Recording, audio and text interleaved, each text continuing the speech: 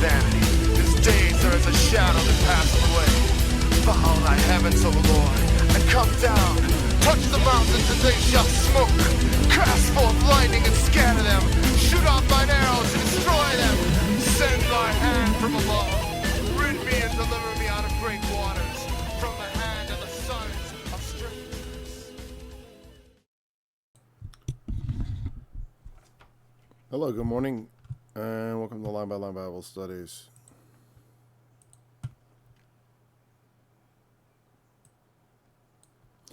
Continuing in chapter 8, in kind of plotted a long thing to say about generosity and giving. And it can be somewhat, like I said, it's not a passage I'm particularly, I don't know. I'm always excited to get up and talk about the Bible. Maybe not so much to get up, but since talking about the Bible's there, it makes getting up exciting. But it's not a subject, I've said this every time I talked about this. Arnold Murray always used to be like, I don't like talking about money. And it's fine to not like talking about money. That's fine. But it's not cool to signal your virtue about it. The Apostle Paul talked about it. Jesus talked about it. Sometimes you have to, if you don't talk about it, then how are people going to know what's the right thing to do about it? So we got to talk about it. It's one thing to talk about like your personal need. Yeah, that's a bit tiresome. Especially if you're, the head of some wealthy ministry. A lot of times people just think of giving in terms of giving to church and the support of the local man of God. Everyone wants to have their personal man of God nearby and well provided for, apparently. So,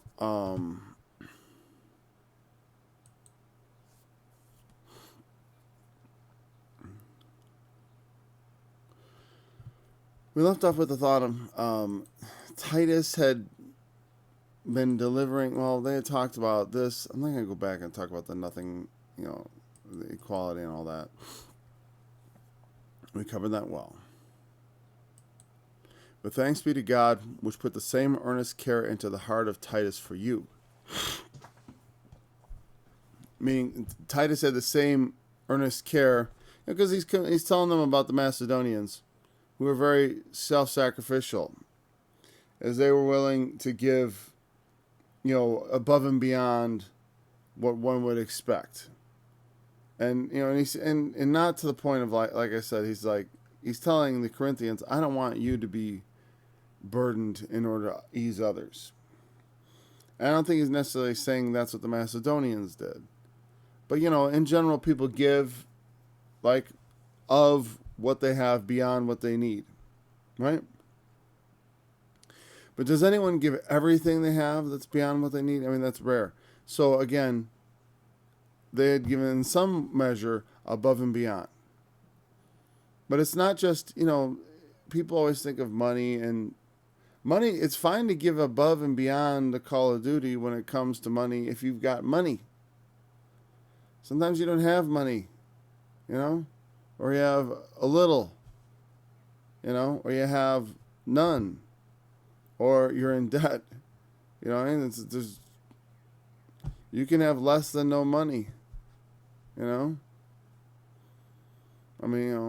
guess technically that's the way I've been, ever since I bought a house, right? I mean, it's like, and all of a sudden you owe this amount.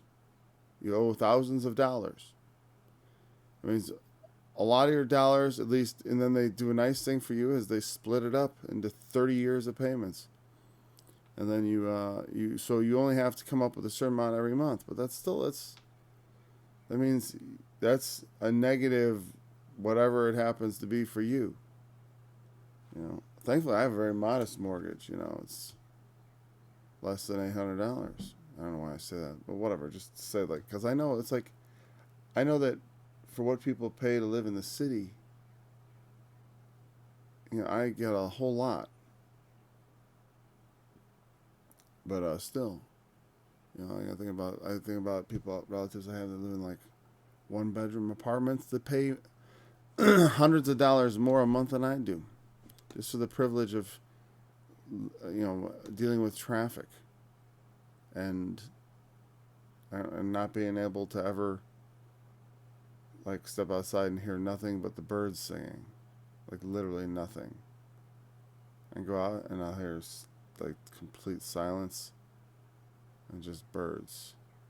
Or in the winter you get total silence, and it's nice.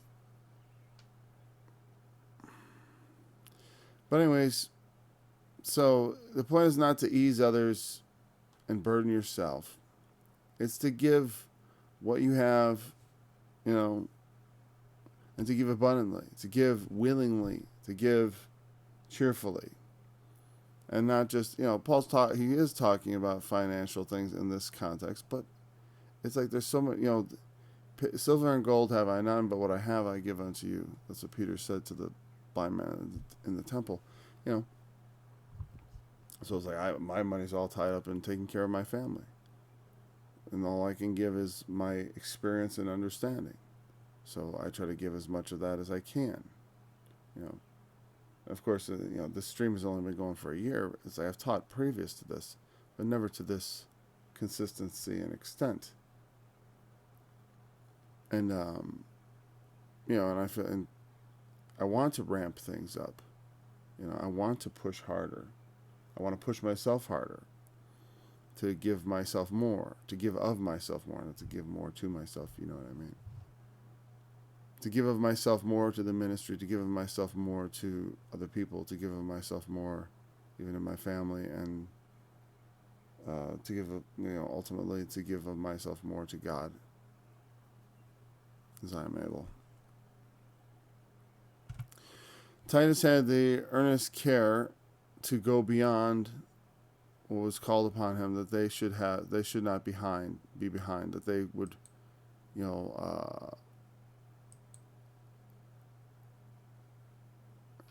for indeed he accepted the exhortation. There's an exhortation. Exhort. What was like the word of that? That word is, I don't know, something about it.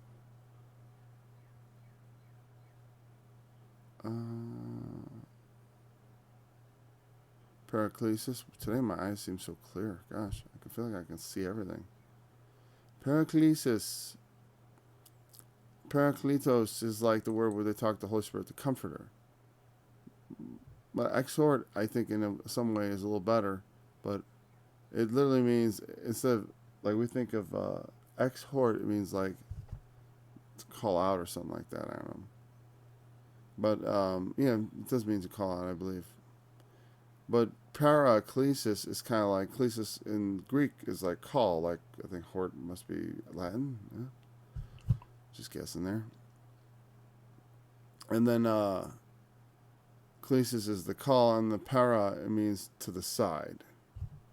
It's different. If I call you out, like in English today, we think of calling someone out as being like, we're going to call out that abuse, or call out that this, or call out.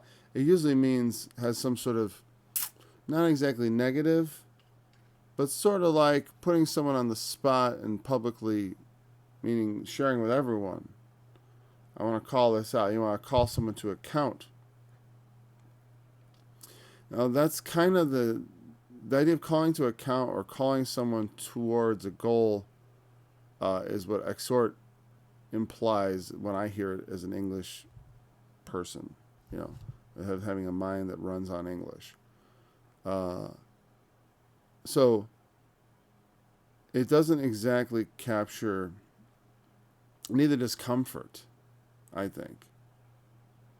But the idea is to call to one's side, as for mentorship, as for guidance, as for education.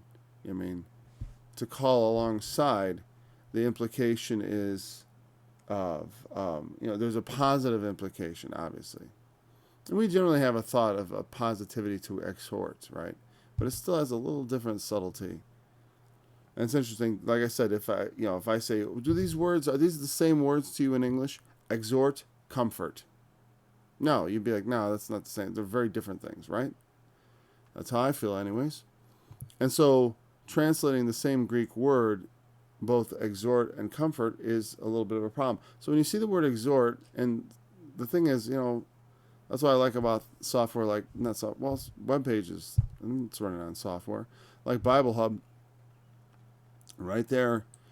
When you're looking at it, you can literally, and I can't show it to you, I can show you the screen, but I'm not going to be able to show you the hover. When you hover your mouse over those words, if you're using that King James Version plus the Strong's numbers, you can hover your mouse right over the word and see instantly what word it is.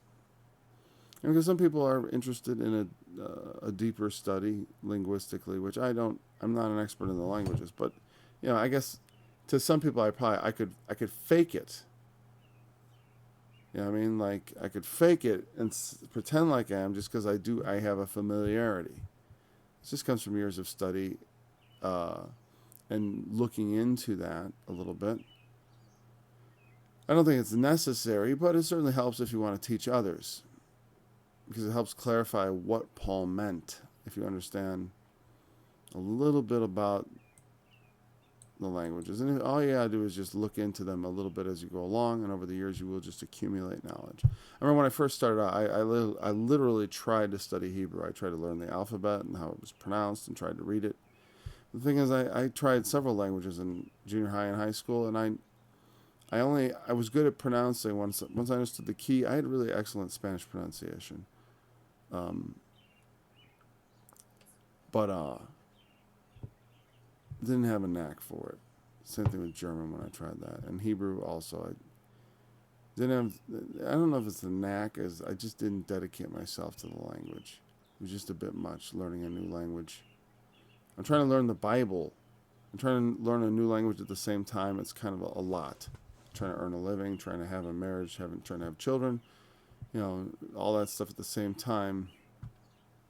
And plus all the distractions of life, no doubt. Writing music, I was doing a lot back then. So he accepted the exhortation, but being more forward of his own accord, he went to,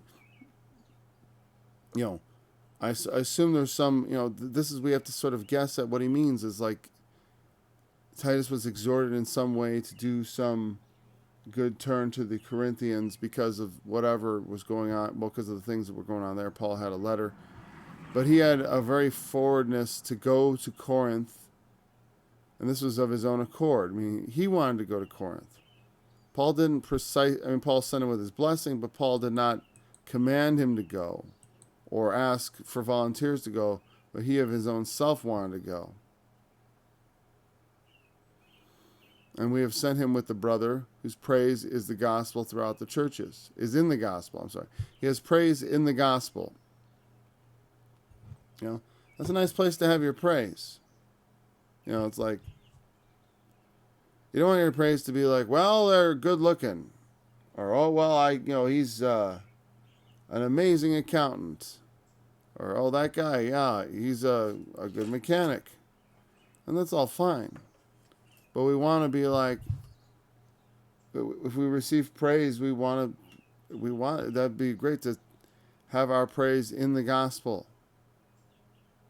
I guess they don't mention the brother. I assume he's someone from Corinth, or someone from whom, because they would be an exchange of messengers, so Paul could hear what was going on. There was an exchange of letters, messengers. I don't know.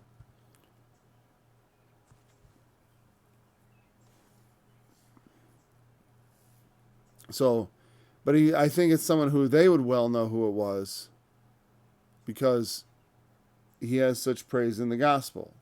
He's known for his, for what? What would it mean in the gospel to have praise? Well, to be living the gospel. Sure, it could be because you can preach it, and that's such an easy thing to say.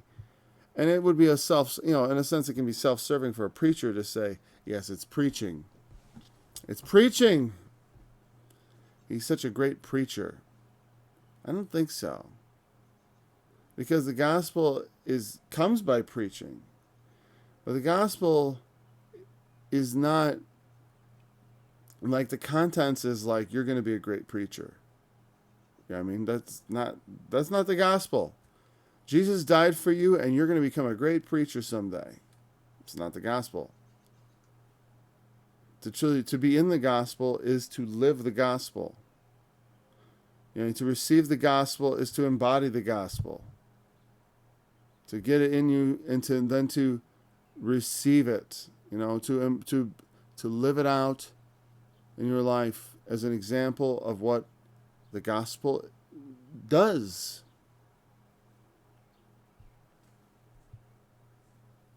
And they had such a person as that. And not that only, but who was also chosen of the churches to travel with us with this grace.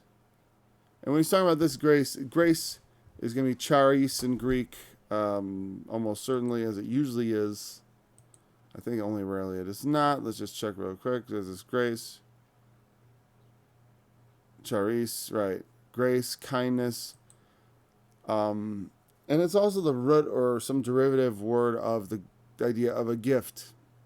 And sometimes when he uses the word this grace, not of the grace of God per se, but of the giving itself. Like charity, and I use the word, that's usually not the way the word is used in the King James. King James charity usually means love. But the generosity, the financial generosity, is often referred to as this grace, or like it's one of, it's not like the only thing. It's a grace. It's something that's to be done. I feel like Paul doesn't particularly. I mean, he talks about it because it's like, when someone does something extraordinary, gives something, it is kind of weird not to talk about it. And sometimes you don't want to talk about it. Sometimes they don't want you to talk about it. People like to give quietly. I had a brother give to me once, and I was like trying to thank him, and he's like, "No, thank you." It's like, so it's sort of like you feel like, okay, I'm still thankful though. You know what I mean? It's like, but don't know exactly how to express myself in that case. But I guess the main thing is just if someone's thankful, then you do. If there's something you do that makes them thankful, continue in it.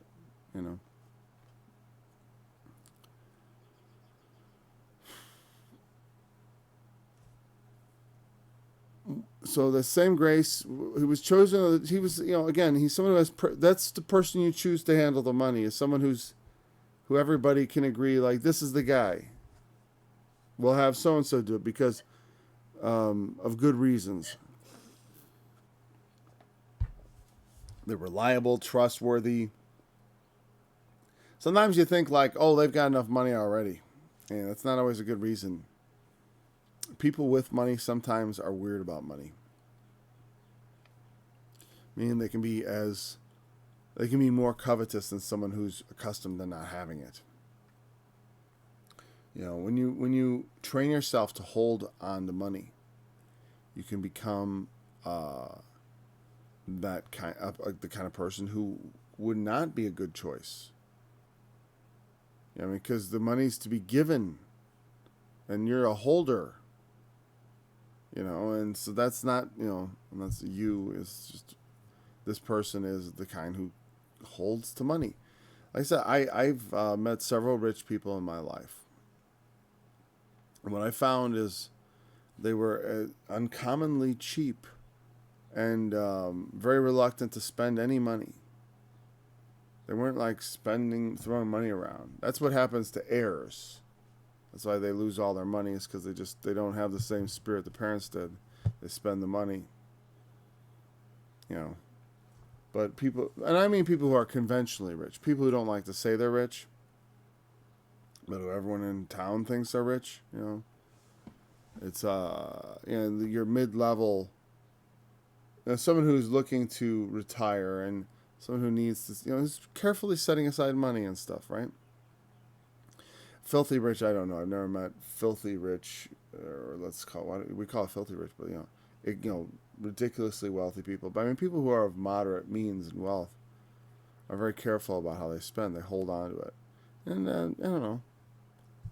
But it's not that someone who's good at money needs to be chosen or excluded. It's just that there are other things you have to consider.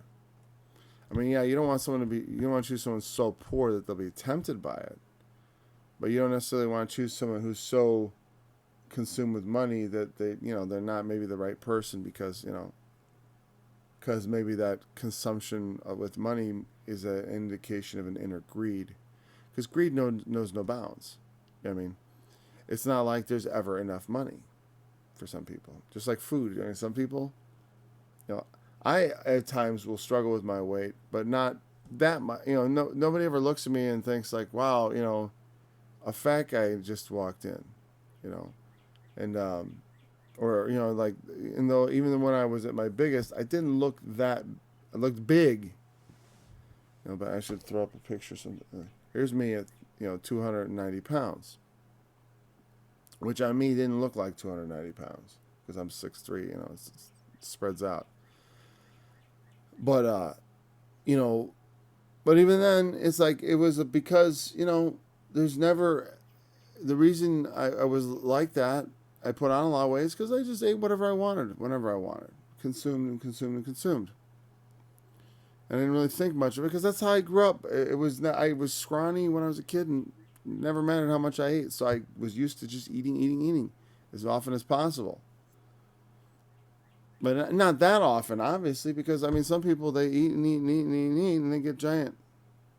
And some people even die like that young because they get enormous. Now it's rare. But the same thing with money. Some people, it's like they collect money and having money makes them want to have more money. And there's no end to the amount of money they want to have. There's just more. I need more. I want more. And that's just in some ways, I don't know. It can be just as destructive to your life if it's not balanced out properly. Because there's a balance. You can eat and be fit and eat well. And it's good to enjoy the blessings God gives us, whether financial or to sit down at a table and give thanks.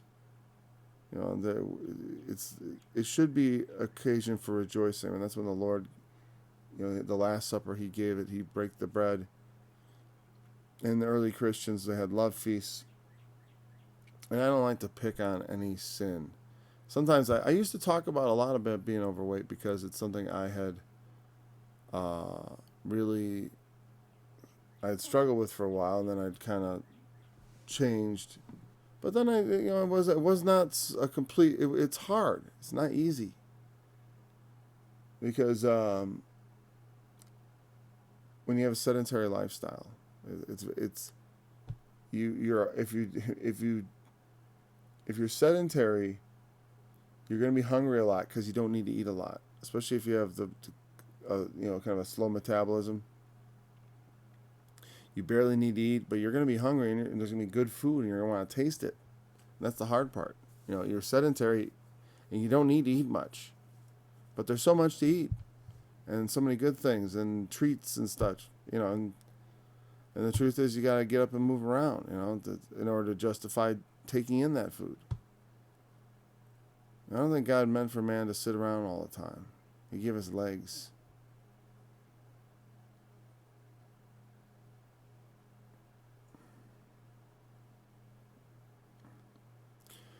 So you got to choose the right person, right? If you're going to do something like this. Who's going to hold the bag? Judas held the bag. And he was chosen of the Lord. So, sometimes the Lord is in it when it comes to these bad things that happen. Travel with us with this grace. So they was traveling. The brother was traveling with them and went back with Titus, which is administered by us to the glory of the same Lord. We're administering the gift to the glory of God, of the same Lord, our Lord Jesus Christ, declared of your ready mind. Again, in declaration of your ready mind, which is administered by us to the glory of God, of the same Lord, to the glory of the Lord, and declared of your ready mind. Oh, this grace, which is declared, which is, they had indicated, obviously, some willingness and readiness to give. avoiding this, that no man should blame us in this abundance which is administered by us, providing for honest things, not only in the sight of the Lord, but also in the sight of men. Again, and what he's saying is, he wants to avoid them receiving blame because of the handling of this abundance that's giving beyond what was required, beyond what was looked for, but they were very forward to do it. Here, take this money. And Paul's very careful to surround himself with other trustworthy people who can handle this and who can witness. That's why, in churches, financial accountability is important. Okay, I'm not part of a church. I have been part of a church.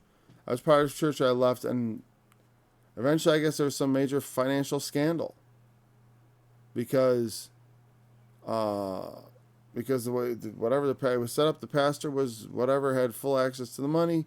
There was some sort of temptation with that he used it for some whatever purpose that wasn't approved. And some people took issue and blah blah blah blah blah. There was like a big issue. Right? And so, and then, and I'm certain that pastor, in his mind, it was completely honest in the sight of the Lord. Like, he felt justified in what he did. But, from the perspective of other people, it may be like, well, we have certain rules, but we have certain, it's supposed to be this way. It's supposed to, there's the elders and blah, blah, blah, and this should be approved, and it shouldn't be you just make that decision, and et cetera, et cetera. One person taking control of the money and then just doing whatever they think is right is not a great idea. It's good, and it's good if you're in the position of some sort of financial officer to have some oversight and accountability to others. It helps keep you honest, not only before God, because let's grant that, like everyone, the intentions are pure. I want to thank my friend who I was in church with. His intentions were pure. You know what I mean? It wasn't out of avarice or greed or whatever, and whatever. And God forgive him if it was, all the same. But I think in some way, certainly, even if it was out of greed, they probably justified in their mind as before the Lord. But the Lord does not always offer this sort of intimate, sort of face-to-face accountability. A brother in the Lord can. And here's the nice thing about the brother in the Lord. A brother in the Lord can serve as God's mouthpiece. Because here you have a brother, who has praise in the gospel, and they're filled with the Holy Spirit, and they're also instructed in the ways that are most excellent, in the righteousness and godliness of Christ. So if you need to have a voice of God on earth, here your brother is the perfect person to serve in that capacity. And here's what I'm doing. Here it is open before you, my brother. And to know that a upright man is going to look over what you do, will help you make sure that the things you do are honest, not just in the justifications of your mind, but you're going to remember you're going to have to justify it to that brother. That's what accountability is about. Because God's judgment is far off. And, well, not always, he sends his judgments now, but he's not going to give you that kind of, I'm not going to be able to sit down with God and say, okay, what do you think, Lord? And then wait, and he's just going to speak to me. Now, maybe through the Holy Spirit, but you have the capacity. The dangerous thing is you have the capacity to drown out the voice of the Holy Spirit with your own concoctions. Because the Holy Spirit, you got to listen to him. But it's not something he's necessarily going to just tell you, and you're not, and the only message you're going to hear is the Holy Spirit's message. You will provide your own messages. Your thoughts will think their own thoughts. And you'll say, oh, maybe the Holy Spirit wants me to do that. It's easy to do that. That's why we have to know God's word so well, so we learn to recognize the voice of the Holy Spirit reminding us of what the truth is and guiding us in our understanding of what we ought to do. But when we are affected by things, we got to be, when it comes to things like money and other sins too, but I mean, money in particular, also, sexual immorality, what was the other one I was talking about before? Food, even that could be, drugs, alcohol, all kinds of things that people are tempted with. That when it comes to strong temptations, a little accountability can be very helpful. To know that you have to answer to someone who's going to hold you to those things. Now you can say God's going to hold you to it, but again, the Lord has not set up this world in which He is hovering over us with bolts of lightning waiting to strike us down if we even step a little out of the straight and narrow. And He will allow us very often to go off on tangents that are not good for us in the short term, that we could learn a long-term lesson that will improve us overall. We want to be diligent. When I'm heading down the wrong path, the sooner I find that out, the better for me. In my opinion, the sooner I recognize it. Though sometimes, the only way to really get your lesson learned is to go whole hog down the wrong way, and then be humiliated and find out, and then discuss, and then have that moment where it all comes crashing down, and you realize what a fool you've been. And sometimes that's the only way. And God knows, hoping, it's my earnest hope that people would have it come crashing down them and then feel the fool and realize and be humiliated. Because sometimes people become prideful and angered and indignant at being exposed. And then they lash out at the person who's holding them accountable. And that's not good. That's not good at all. That's not going to lead us anywhere good when we're acting like that.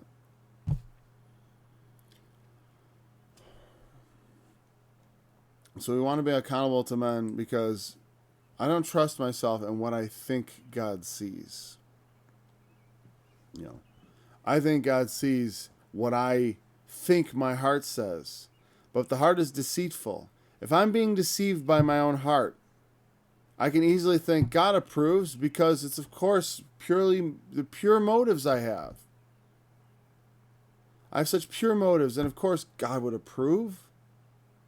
As I'm deceiving myself, I assume God is going to approve. I don't know that. I don't know that. And when temptation is involved, you have to be very careful, because when you will justify things to yourself and say your conscience is clean when really all it is you're lying to yourself. So it's good to provide things honest in the sight of men. Hey, it's not that it's like if you give a wrong impression, or if someone gets the wrong idea, it's like all your fault necessarily. But certainly, we don't want to go out of our way to give people bad impression. We don't want to let them, we don't want to be doing something that looks bad. You know what I mean? But not, Jesus did a lot of things that looked bad. As far as the people didn't like. He cast the money changers out of the temple. He broke the Sabbath day laws. He did things that in the sight of men were not good, right?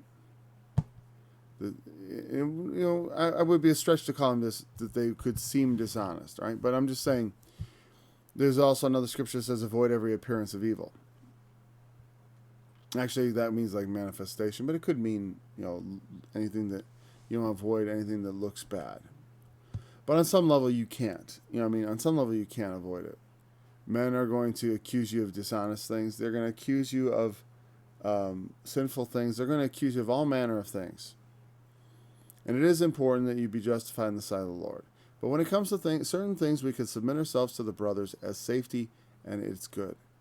And as often as possible, as much as the power lies in us, if it doesn't contradict the faith, we want men to see us being honest. I don't want to be a show-off or some sort of virtue signaling bore, but I do want to not, make people start making judgmental things towards me, like judging me harshly, and wrongfully. I don't want to do that. I don't want people to judge me wrong. Like I don't like not if I can avoid it. Sometimes, I don't want to like put up an appearance of evil. The people get the wrong impression and then they sin in their judgment against me. Sometimes it's unavoidable. Sometimes people are going to say, I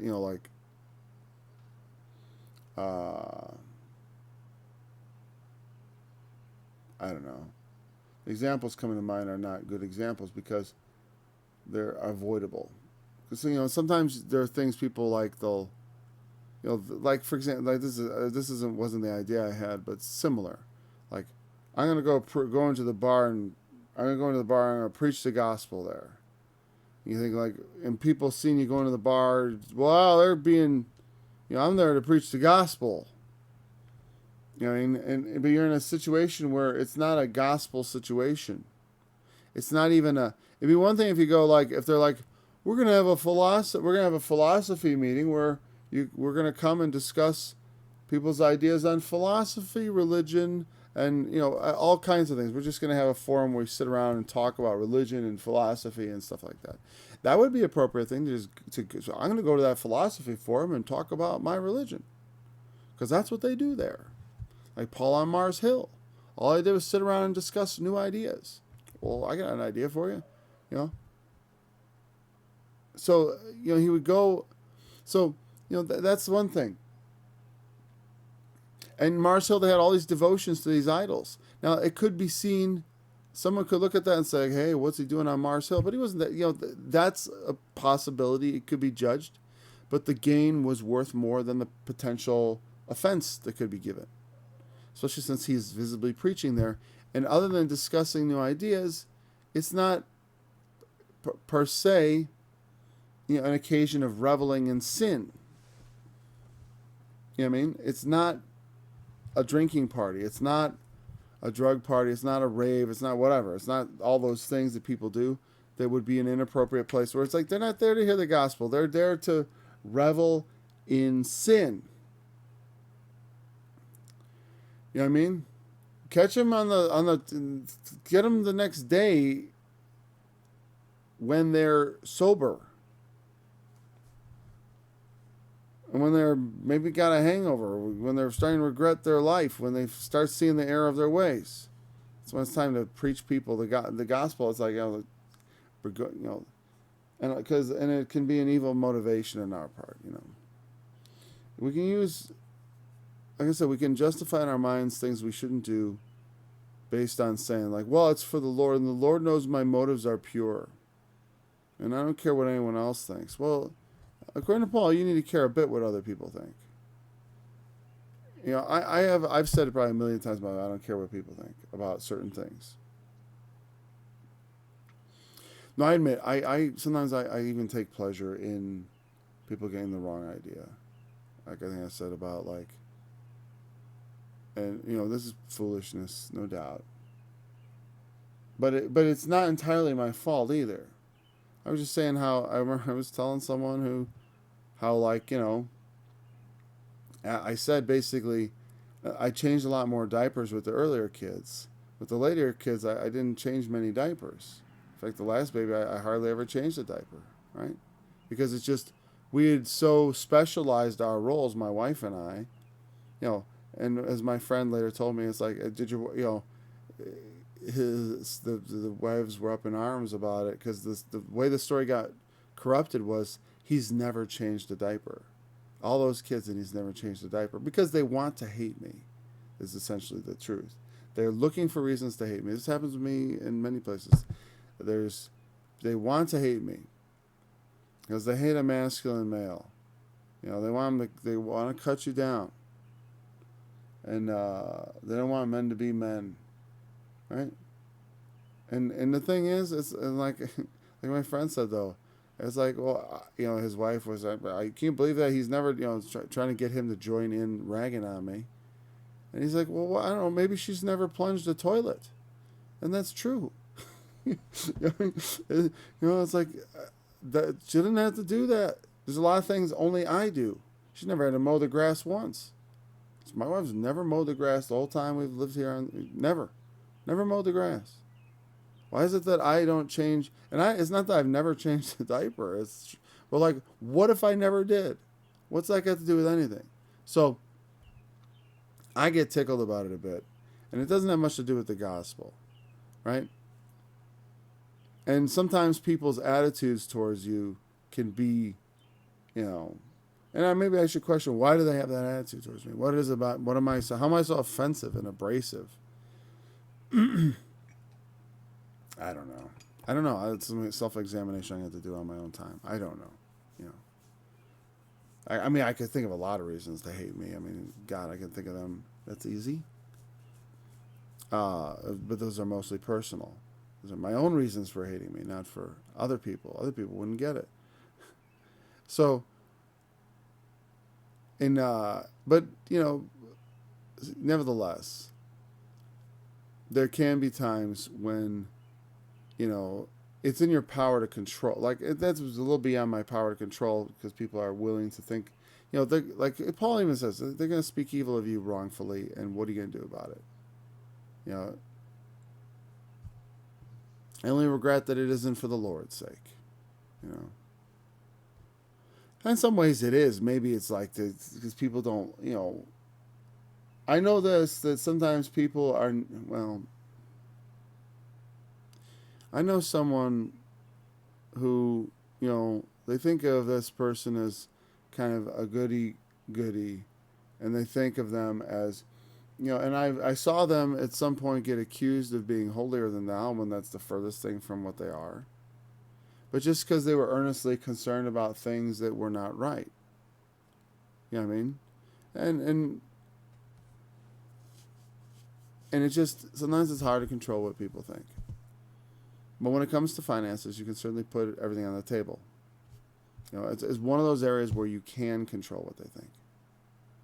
Because you can just be transparent. Choose from among you the most respected, honest men, and they're going to oversee me handling the money. I'll be in charge of it, but these 3 guys are going to be in charge of me. And I'm going to answer to them. I'm going to show them the books, what the balance, what it's been spent on, how much is, balance. I was going to say how much is left, how much has been spent, what it's been spent on, et cetera, et cetera, et cetera, and what's left and all that. They're going to know all that. They're going to watch me count the money ultimately. Verse 22, and we sent with them our brother, whom we have oft times proved diligent in many things, but now much more diligent upon the great confidence which I have in you. He's very diligent, right? But because of Paul's mental orientation towards the Corinthians, his attitude towards them, he had a lot of confidence in them. And because of that, this person who's diligent is going to be even more diligent, because he knows and is familiar with the confidence that I have towards you. Paul is a very influential person. He wrote most of the New Testament. So people, when Paul had confidence in you, people stood up and took notice. So it's kind of like we have the brother you sent, the one you chose, and then I chose Titus to kind of be in charge, and then also we sent another guy who's very diligent. Like I said, these are people. Titus, it's for Titus's safety. He's zealous to do these things for them, but in your zeal to do good, you can get evil spoken of.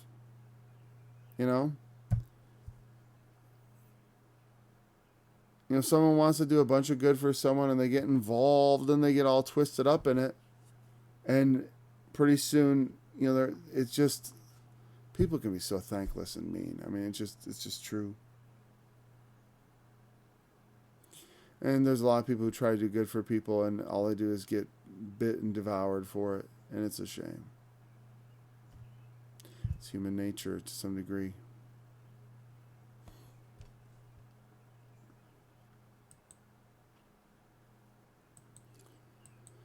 Whether any do inquire of Titus, he is my partner and fellow helper concerning you. If anyone wants to know about Titus, like if they don't know him, because not everybody knows, who's this Titus? This is Paul's work. He is my partner. I wonder what partner means, and probably one who has part with, maybe.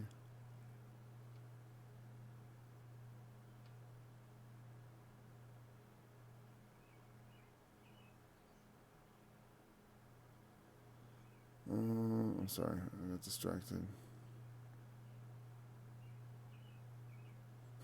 Koinonos. When we talked about koinonia, it means fellowship. Koinono, it means like the thing is that we have common. We get our word coin from it.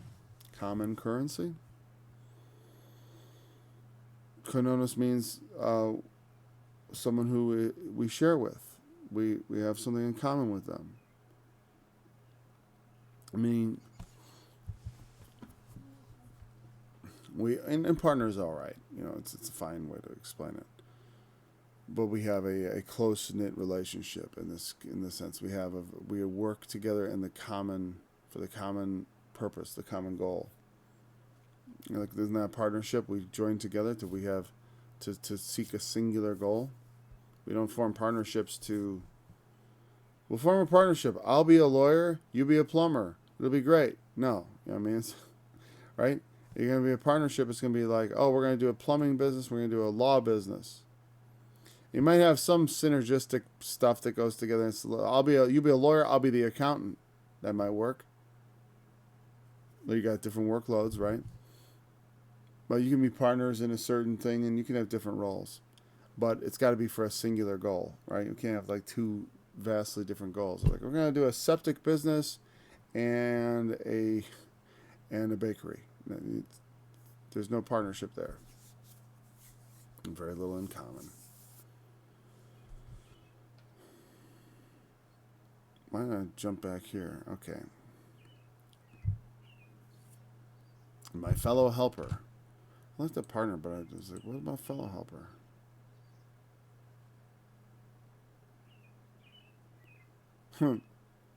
It's funny. The word is sunergos.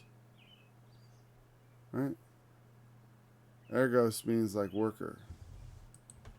Sunergos. And I think that's from where we get our English corruption, synergy.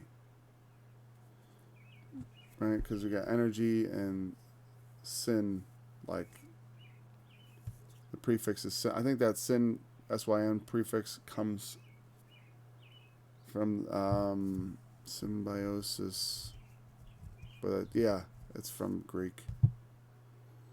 Absolutely. And it is the sun. SUN in Greek is the same thing as SYN in English, the prefix.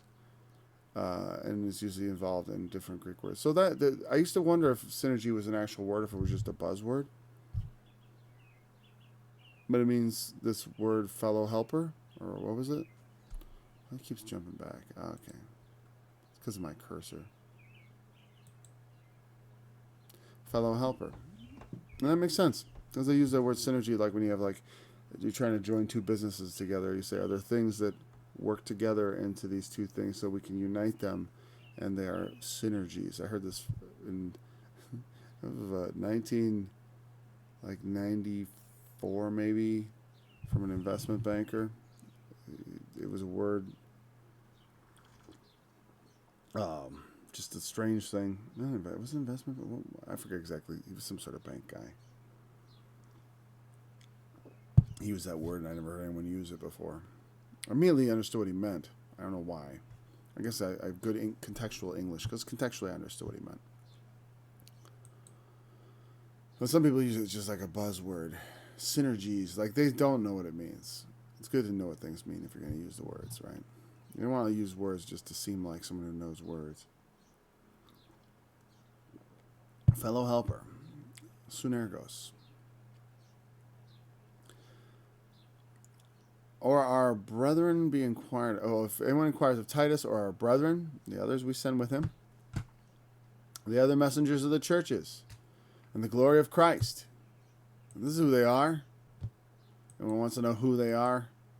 They are the messengers of Christ, the glory of Christ, the messengers of the churches. They come from the churches to the glory of Christ is with them.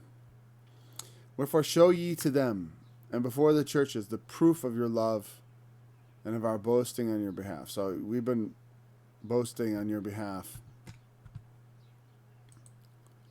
about, to people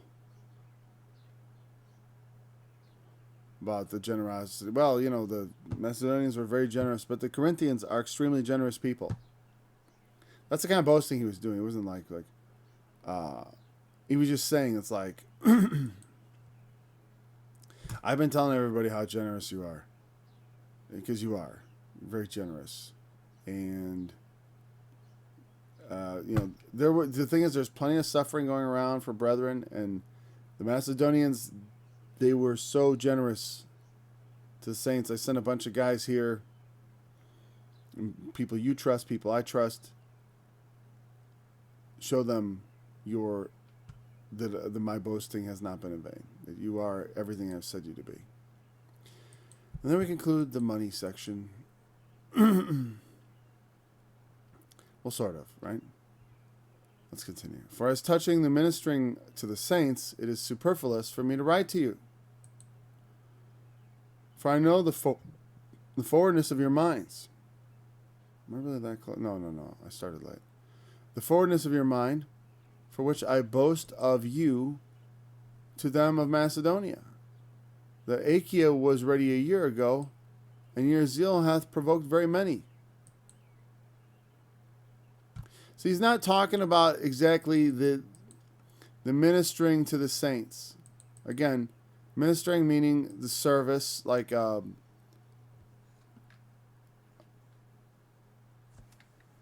word means like a household servant, like the butler. It means taking care of their needs, the general common needs that people have. That's what and it just depends on context. That's why we can minister the gospel. We can minister in financial things. We can minister to people in all different kinds. It's just the basic needs people have in various contexts: emotional, intellectual, physical, whatever. They have to be ministered to. Spiritual. We have things we need ministered to. Ministered in the spirit. Ministered in the world. There's all kinds of ministry in that regard. Ways to serve people in their needs. And he's saying, it would be too much to write. I don't have to write. So that's why I'm saying some of the stuff reading is sort of like, he's not saying exactly what's going on, because they know, and so it's a little, for us, a little awkward a bit listening to him talk about it, because he isn't talking about the nitty gritty. He's just talking about, he's trying to provoke them and build them up towards living up to what they had been in the past. And you know what? And because there's need. Paul's not going to, here's the thing, and I know this for sure. It's like, I'm inclined of myself. I think, have I done everything that I can? I'm willing to do anything I can to take care of myself and my family. But, and so I would not want to ask people for help. I hate it. Most people do. Most people just don't like asking for help. They don't like taking help. They want to be able to support themselves. That's what I think. The majority of people are just that way.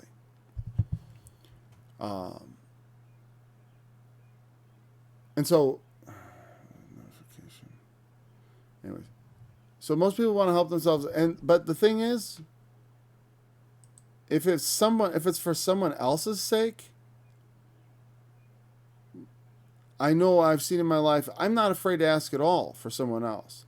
He really needs this. We have to help him. That I have no trouble with at all. If I had a reason to talk about, I don't like to talk about I don't want to get into it because it's sort of like, I don't want to seem to be glorying in my good deeds or whatever. But it's like we haven't all done some good thing for someone at some point. But my point is, I understand why Paul would be so forward to speak this way, because it isn't for him. It's about the ministering to the saints. It is all about money, and he is laying it on thick. You're so generous. The Macedonians were really generous, and I've been telling everyone how generous you are. So when they get there, Please don't make my boasting sound stupid and vain and give. You know, if I had some cause to take up for where I was like, we need money for this, and it's especially if it's not for my personal needs, I don't feel ashamed. I don't feel in the least compulsion about pressuring people to be generous. You know, it's like, this is for a real need for somebody. They're suffering. They have want of things. They're being persecuted.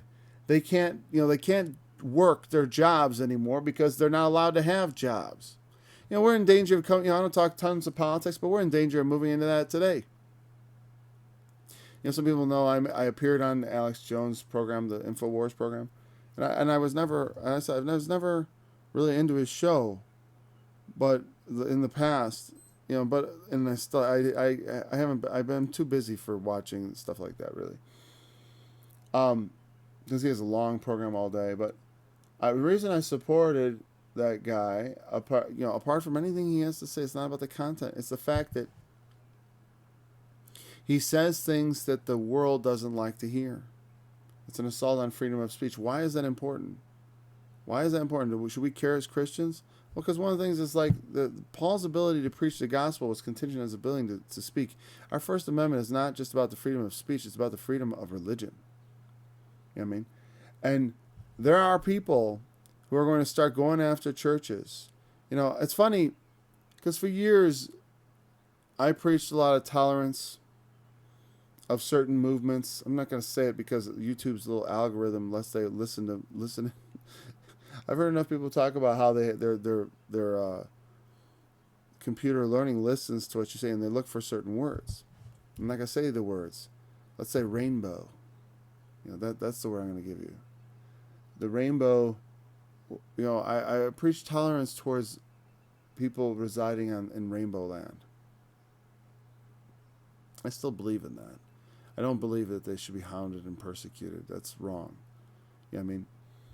But, you know, and I said that our attempts to tamp them down caused them to push back, and now so hard, and they've risen, and the world is going to, and it started with guys like Alex Jones, where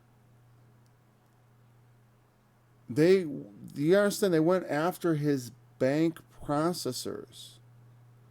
If you know what I mean, we could get to a place in the world where if you preach against the rainbow, you find yourself, they will go to your employer and tell you, do you know you have this hateful person working for you? They'll go to your bank and saying, do you know this person's part of a hate group? You know, they will go after churches that preach against rainbow activities. You know what I mean? They will, and if please tell me you understand what the rainbow means. I don't mean, the funny thing is, when I was a kid, rainbow, the only political thing, rainbow was like the different colored people and all that. And that's all great. I'm not talking about that. I'm talking about the month we just celebrated. I didn't celebrate it, but they were celebrating their rainbow preferences and activities, right? There's a rainbow of ways to pervert all righteousness and to pervert ourselves and to corrupt ourselves. All right, that's what it is. It's a rainbow of perversion. Anyways, that should suffice to get you on the right track. And so, if churches don't, refuse to, to marry two rainbow people, or to do things that they, to stand by their own convictions.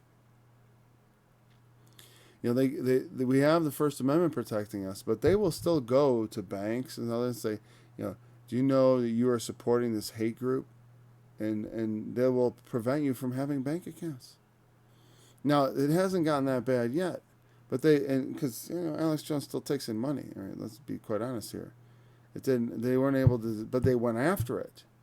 And so, what I'm saying is, I don't know that this is coming to America, okay? I'm not saying it's coming to us. It's like, just because things are going on, just because people try things, they push things, doesn't mean it's coming down. It's not here yet.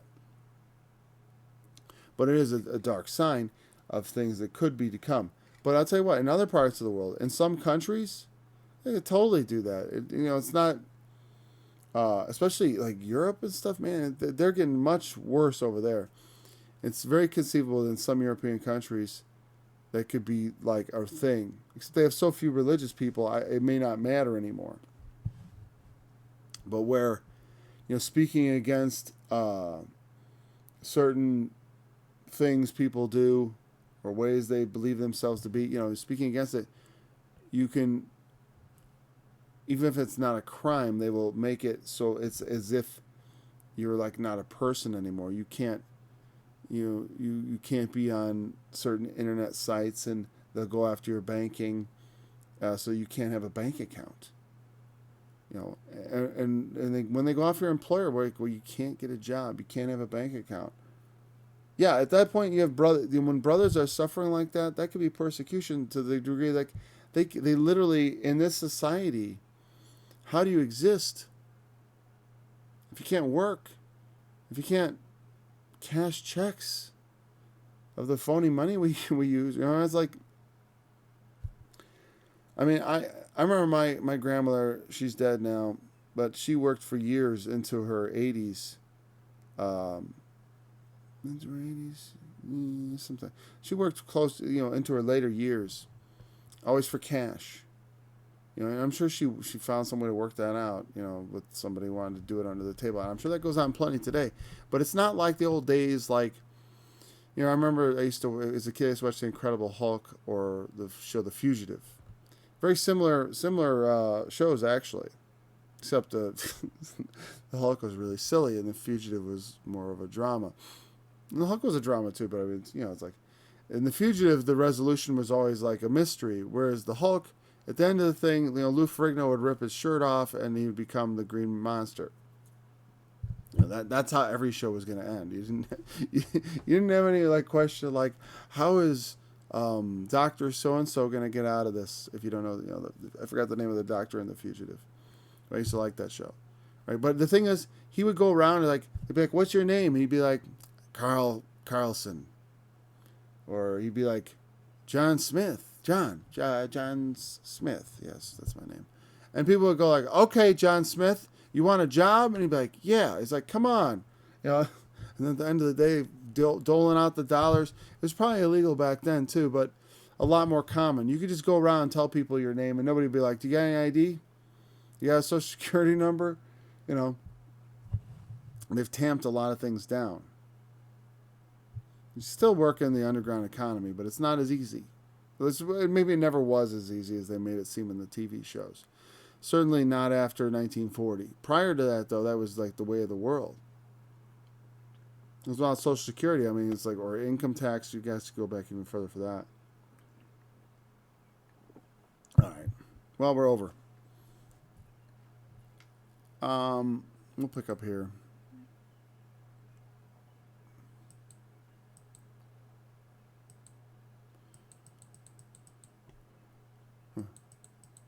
Well, it's going to, if you're getting sick of this topic, it's just something that was going on. It occupies a significant portion of, we're going to make the portion of Paul's letter. Paul, finish the sentences, please. Sometimes I like think a thought, I start the sentence, and then I get another thought while I'm in the middle of it, and I just start the next sentence. It must be funny to listen to that. I wonder what he was going to say. I wonder if he remembers that he was going to say something. Finish the sentence, Paul, please. Okay, so we'll begin with chapter 9 tomorrow. Hopefully we'll move through that quickly. Though I enjoy myself, if there's anything interesting to say in it, I will certainly not hesitate to take as long as necessary to flesh out that thought. All right, thanks for joining me in this study. Look forward to studying again with you tomorrow. Until then,